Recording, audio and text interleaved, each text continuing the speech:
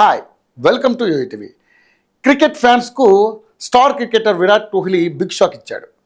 Captain Rohit Sharma బాటలోనే విరాట్ కూడా test ఫార్మెట్కు వీడ్కోలు ప్రకటించాడు.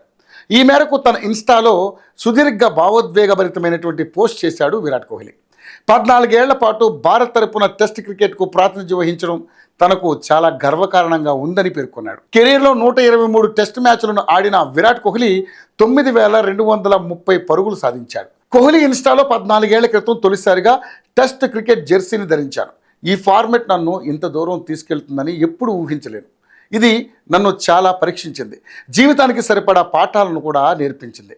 తెల్ల జెర్సీలో ఆడడం వ్యక్తిగతంగా నా మనసుకు చాలా ప్రత్యేకం. నిశ్శబ్దమైన ఆనందం, సుదీర్ఘమైన రోజులు, ఎవరికీ కనిపించని చిన్న చిన్న క్షణాలు నాతో ఎప్పటికీ ఉండిపోతాయి.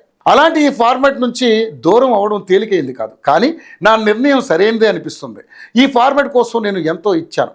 నేను ఆశించిన దానికంటే ఎక్కువే అది నాకు తిరిగి ఇచ్చింది. మనసు నిండా సంతోషంతో, కృతజ్ఞతా భావంతో దీని నుంచి తప్పుకుంటున్నాను. వెనక్కి తిరిగి నా టెస్ట్ కెరీర్ను చూసుకుంటే నా ముఖంలో చిరునవ్వు కనిపిస్తుంది. ప్రేమతో సైనింగ్ ఆఫ్ అంటూ కోహ్లీ తన పోస్టులో రాసుకొచ్చాడు. విరాట్ కోహ్లీ జూన్ 2011లో భారత్ తరపున టెస్ట్ అరంగేట్రం చేశాడు. 14 సంవత్సరాలు టీమిండియాకు కీలక బ్యాట్స్మెన్గా నిలిచాడు.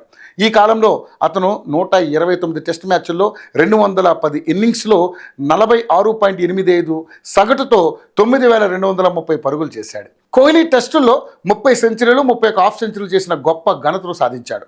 టెస్టులో అతని అత్యధిక స్కోరు 254 నాట్అవుట్. విరాట్ కోహ్లీ ఇప్పటికే T20ల నుంచి రిటైర్ అయ్యాడు. గత సంవత్సరం T20 ప్రపంచ కప్ 2024 టైటిల్ను గెలుచుకున్న తర్వాత అతను T20 అంతర్జాతీయ ఫార్మాట్కు వీడ్కోలు పలికాడు. విరాట్ ఇకపై రోహిత్తో వన్డే క్రికెట్ మాత్రమే ఆడనున్నాడు. ఇద్దరు 2027 సంవత్సరంలో వన్డే ప్రపంచ కప్ గెలవడానికి తమ వంతు ప్రయత్నం చేయనున్నారు.